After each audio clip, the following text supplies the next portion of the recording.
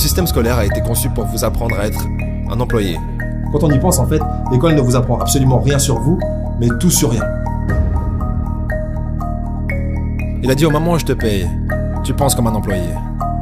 Il a dit c'est ça le piège. Les entrepreneurs travaillent gratuitement. Donc la différence fondamentale entre un employé et un entrepreneur, c'est que l'employé a une mentalité d'individualiste, alors que l'entrepreneur a une mentalité collective. Si vous êtes pauvre, vous serez toujours pauvre. C'est transmis génétiquement. C'est ça la chose effrayante. Est-ce que les gens riches grincent des dents et disent « Ne leur dites pas, Robert ». Oui. Ne dis pas aux gens ce que tu sais. Laisse les pauvres. Dans cet épisode avec Robert Kiyosaki, l'auteur du livre Père riche, Père pauvre, vous allez découvrir comment est-ce que les riches deviennent de plus en plus riches et pourquoi est-ce que les pauvres ont malheureusement beaucoup de chances de le rester. C'est parti.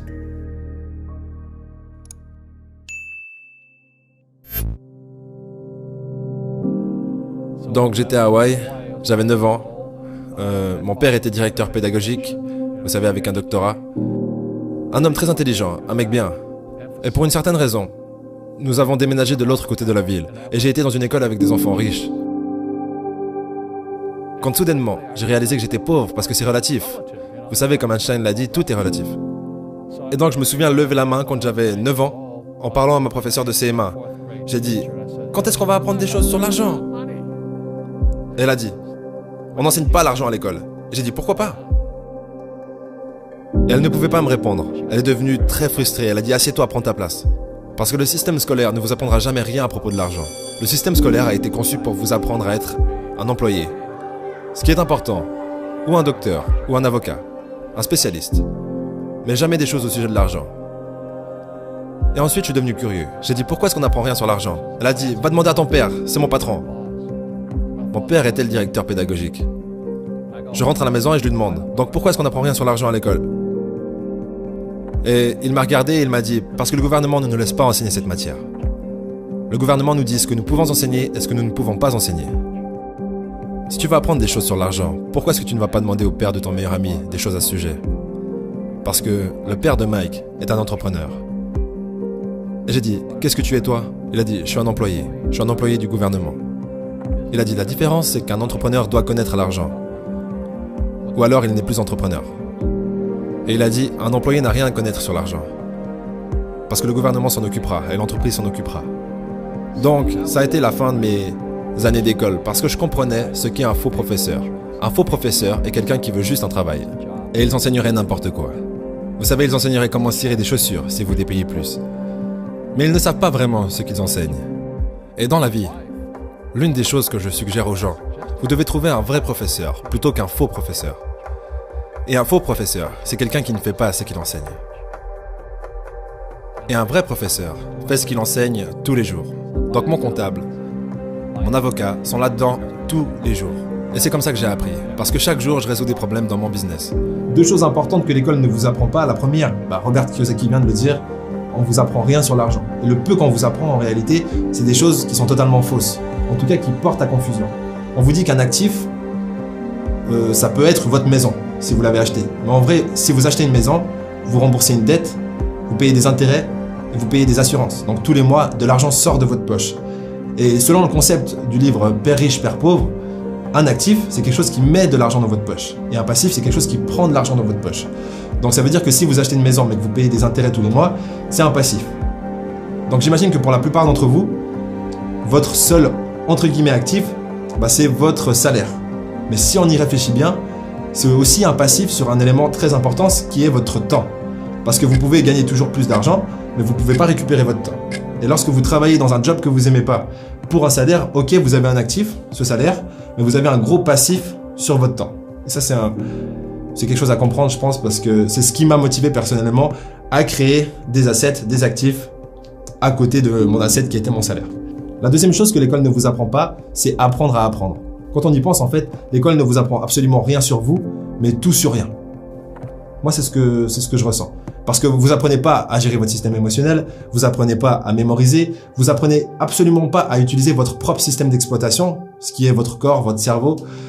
Et du coup, c'est assez aberrant. Comment est-ce qu'on pourrait faire un bon travail en tant qu'individu si on se connaît pas ? Et du coup, l'école devra répondre à cette question. Mais malheureusement, j'ai pas encore de bonnes propositions à faire, donc on va juste continuer le débat. Donc la deuxième chose que l'école ne vous apprend pas, c'est apprendre à apprendre. Lorsque vous apprenez, en fait, vous êtes gavé d'informations théoriques, mais que vous ne passez pas à la pratique, en fait, on ne vous apprend pas à faire des choses, on vous apprend à être un théoricien. Et ça, c'est un réel problème, parce que l'école n'est pas là pour créer uniquement des profs, mais aussi des gens qui peuvent créer de nouvelles choses et résoudre des problèmes qui n'ont pas encore été résolus. Donc une astuce, parce qu'on n'est pas là seulement pour se plaindre. Lorsque vous apprenez à faire du surf, vous lisez un livre, comment faire du surf. C'est important d'après d'aller faire du surf. Sinon ça sert à rien. Ça c'est logique. Mais si vous apprenez quelque chose que vous ne pouvez pas tout de suite pratiquer, ça arrive assez souvent. Dans ce cas-là, je vous recommande de jouer le rôle du prof. C'est-à-dire, une fois que vous avez appris quelque chose, allez l'apprendre à quelqu'un. Ce qui vous permettra d'intégrer en fait l'idée que vous savez ce que vous apprenez. Et du coup, vous le savez mieux. Donc j'étais ce gamin, complètement confus. Mais j'ai suivi le conseil de mon père et je suis lentement allé au bureau du père de Mike. Et finalement, avec de la persévérance, mon père riche a commencé à m'enseigner des choses sur l'argent, à une condition. Et cette condition, c'était qu'il ne me paierait jamais. Il a dit au moment où je te paye, tu penses comme un employé. Il a dit c'est ça le piège. Les entrepreneurs travaillent gratuitement. Mais vous savez, malheureusement, les pauvres, comme ça l'était dans la Bible, je ne suis pas vraiment religieux, mais les pauvres seront toujours parmi nous. Parce que ça commence là-haut. C'est dans leurs mots. Et les mots deviennent de la chair. Parce que les riches, les pauvres, la classe moyenne, la pauvreté commence par une attitude fondamentale. Mais quand ils disent « je ne peux pas me le payer » ou « je ne peux pas faire ça », ils s'enfoncent. Ils deviennent ce qu'ils disent. Les gens pauvres disent « je ne peux pas me le payer, je ne peux pas faire ça, je n'ai pas le temps ». Parce que c'est une échappatoire. C'est une échappatoire. Vous voyez ce que je veux dire? C'est plus facile de dire « je ne peux pas me le payer » ou « je suis trop fatigué, je ne peux pas aller à la salle ». Quand vous savez que vous pouvez aller à la salle. Mais non, je ne peux pas. C'est vrai. Et votre père riche disait quoi au lieu de « je ne peux pas me le payer ». Comment est-ce que je pourrais me le permettre? Comment je peux faire ça? Vous savez, qu'est-ce que ça demanderait? Ou pourquoi est-ce que je devrais faire ça? Il dit, une question ouvre l'esprit. Une affirmation ferme l'esprit. Donc vous voyez, quand vous dites « je ne peux pas me le permettre », votre esprit se ferme. Et vous devenez ce que vous dites. Vous savez, les gens disent « eh bien l'argent n'est pas vraiment important pour moi ». Alors, si l'argent n'est pas important pour vous, l'argent n'est pas important pour vous. Je veux dire, tu vois ce que je veux dire? Je m'en fiche de l'argent. L'argent s'en fiche de toi. Vous savez, les mots deviennent de la chair. Oh, je ne serai jamais riche. Ou le préféré, les riches sont égoïstes. Ce sont les pauvres qui sont égoïstes. Si vous y pensez. Parce que pour être riche, vous devez donner quelque chose. Je dois produire des livres ou des jeux. J'achète des biens immobiliers, je fournis des logements. Je crée des emplois et tout ça. C'est pour ça que je suis riche. Mais les gens égoïstes ne produisent rien. Oh non, ce sont les riches qui sont égoïstes. La pauvreté est transmise. Elle est enseignée dans les familles. Et la classe moyenne est enseignée dans les familles. Et donc, les gens là maintenant, qui sont assis à la maison, qui luttent financièrement et sont inquiets à propos de l'argent, ou juste malheureux, ils gagnent peut-être beaucoup d'argent mais sont juste malheureux de faire ce qu'ils font. Ça vous a probablement été enseigné. Vous savez, votre ego a été éduqué. Trouver un travail, travailler dur, ou vous ne serez jamais riche, ou les riches sont méchants, ou peu importe. Et avant que vous changiez votre état d'esprit, l'argent ne vous aidera pas. C'est juste. Et on voit ça avec les gens qui gagnent à la loterie. Les gens qui gagnent plus d'argent, ils ont toujours les mêmes problèmes. Ouais. Parce qu'ils ont cette âme d'homme pauvre. Exact. Si vous êtes pauvre, vous serez toujours pauvre. C'est vraiment difficile pour les gens de le comprendre. Oui, l'argent disparaîtra aussi vite que ça. Juste comme la plupart des athlètes professionnels, vous savez, ils gagnent des millions de dollars. Et quoi, 65% d'entre eux sont en faillite 5 ans plus tard. C'est parce qu'ils viennent de familles pauvres. Maintenant, vous leur dites ça, et elles sont très en colère contre vous. C'est la faute des riches. Vous m'avez dépouillé. Le gouvernement m'a dépouillé. Mais malheureusement, ce que M. Lipton disait, c'est transmis génétiquement. C'est ça la chose effrayante. Comparons rapidement la différence de mentalité entre la mentalité d'un employé et d'un entrepreneur. D'ailleurs, il n'y a pas de critique ou de jugement. C'est juste des mentalités différentes. Et je trouve que c'est bien de savoir dans quelle case on se trouve pour pouvoir se déplacer ou apprécier l'endroit où on est en pleine conscience. Donc, l'employé dit que l'argent ne fait pas le bonheur, mais joue quand même à la loterie et travaille principalement pour son salaire.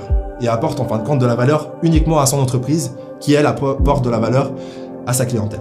Ce qui est quand même minime. Du coup, ça peut être récompensé par un salaire, mais ça ne va pas pouvoir être extraordinaire. Tandis qu'un entrepreneur, lui, pense à la création de valeur. Donc, il pense d'abord aux autres, puis obtient des revenus par rapport à sa capacité concrète, donc pas théorique, à apporter de la valeur sur le marché et à résoudre des problèmes pour ses clients.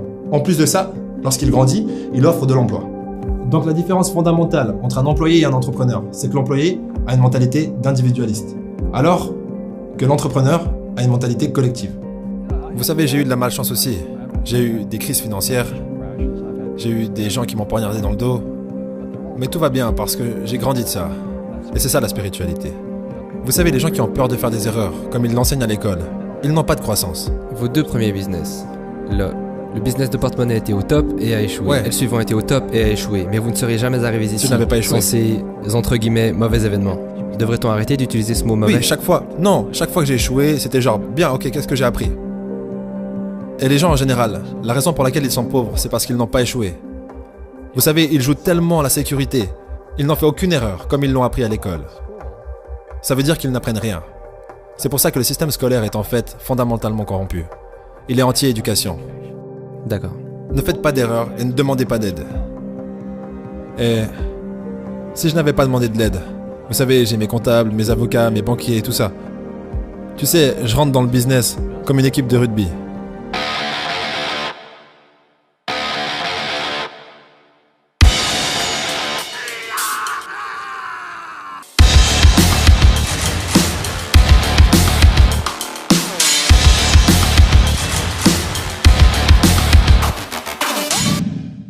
C'est boum, boum.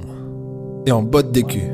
Vous savez, le jeu du business se joue avec des comptables, des avocats, des banquiers, et je déteste le dire, et des politiciens. Vous devez connaître le jeu. Donc ce que je dis aux jeunes, c'est, vous savez, trouvez votre jeu. Donc mon jeu financièrement, c'est le business en numéro 1 et en second l'immobilier.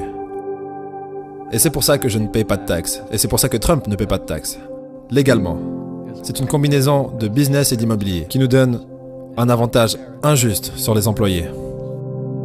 Vous savez, Einstein a dit que l'imagination est plus importante que la connaissance. Mais la connaissance renforce l'imagination. Et c'est ce dont la plupart des gens manquent. C'est de la vraie connaissance du business. Comme la comptabilité. Vous savez, comme les dettes, comme les taxes. Vous devez connaître ces choses, mais ils ne l'enseignent pas à l'école, à personne. Donc aujourd'hui, quand les gens me demandent ce que je fais, ils me connaissent en tant que l'auteur de Père riche, Père pauvre. Je dis juste, je joue au Monopoly. Donc je possède des serres, je possède des grands hôtels, je possède des puits de pétrole, des cours de golf, des business. Je joue juste au Monopoly. C'est tout ce que je fais. Je n'ai pas besoin d'un travail, je n'ai pas de retraite, je n'ai pas besoin de retraite. Je ne veux pas que le gouvernement prenne soin de moi, mais je ressens la responsabilité sociale d'enseigner. Vous voyez, les gens me disent, pourquoi tu donnes pas de l'argent aux pauvres? Le seul problème avec ça, c'est que ça crée plus de pauvres. Donne un poisson à un homme et il pêche, il mange un jour. Ouais, vous donnez un poisson à un homme, et vous avez beaucoup de gens qui veulent plus de poissons. Mais vous leur apprenez à pêcher. Est-ce que les gens riches grincent des dents et disent « Ne leur dites pas, Robert ». Oui. Ne dis pas aux gens ce que tu sais. Laisse les pauvres. On va tout de suite voir ensemble les étapes d'employé à millionnaire, voire milliardaire. Mais avant ça, je vous propose le livre de Robert Kiyosaki, Le cadran du cash flow. Pour ceux qui n'ont pas encore lu Père riche, Père pauvre, je vous conseille d'abord Père riche, Père pauvre. Ça crée une bonne fondation pour ensuite passer au deuxième livre qui est Le cadran du cash flow. Les 2 liens sont dans la description. Si vous n'avez pas encore de compte Audible, le premier livre audio est gratuit. C'est vraiment 2 livres que j'ai lus, enfin que j'ai écoutés plutôt, et que je vous recommande pleinement. Surtout si vous voulez vous lancer sur votre quête d'indépendance financière. Du coup, comment passer d'employé à multimillionnaire en quelques mots? Là, c'est juste le schéma. Je vous invite à faire plus de recherches. D'ailleurs, on va traiter le sujet plus en détail à l'occasion. Mais en quelques mots, vous êtes employé. Numéro 1, il faut avoir le courage d'investir le peu de ressources que vous avez, donc le peu de temps que vous avez en dehors des heures du travail et votre salaire pour vous lancer dans une idée business. Il faut échouer. 1, 2, 3, 4, 5, 6, 7, 10 fois pour ma part. Et lorsque vous trouvez une idée qui fonctionne, là il va falloir automatiser votre façon d'offrir le service ou le produit et de recevoir l'argent en retour. Soit vous automatisez informatiquement, soit vous déléguez à d'autres êtres humains qui peuvent faire votre travail à votre place aussi bien que vous. D'ailleurs ça c'est un challenge, peu importe. L'étape suivante, c'est de créer une autre source de revenus avec les bénéfices de la première source de revenus, pour ne pas payer d'impôts sur vos sources de revenus et sur vos bénéfices surtout en fait. Du coup, vous créez une deuxième source de revenus, une troisième source de revenus, vous investissez tous les bénéfices pour l'entreprise et lorsque vous êtes prêt à passer à l'étape suivante, vous investissez les bénéfices de vos 3 sources de revenus pour contracter des dettes. Parce que vous ne payez pas d'impôts sur les dettes. Et du coup, vous investissez dans l'immobilier. C'est plus ou moins ce qu'a fait McDonald's. Ils vendaient des burgers et ils faisaient des bénéfices. Ils réinvestissaient les bénéfices pour contracter des dettes immobilières, donc des hypothèques, dans des immeubles où ils créaient d'autres McDo. Donc dans tous les McDo où vous allez, l'immeuble appartient au McDonald's en question. Ce qui a permis justement de diminuer la quantité de charges et de taxes qu'ils auraient dû normalement payer et d'augmenter la croissance de l'entreprise McDonald's. Donc je vous souhaite plein de frites, plein de burgers, plein de coca. Et moi je vous dis au prochain épisode. Ma mère voulait que je sois un conducteur de camion. Parce que ça voulait dire que j'allais gagner $24 000 par an si j'allais à Truckmasters.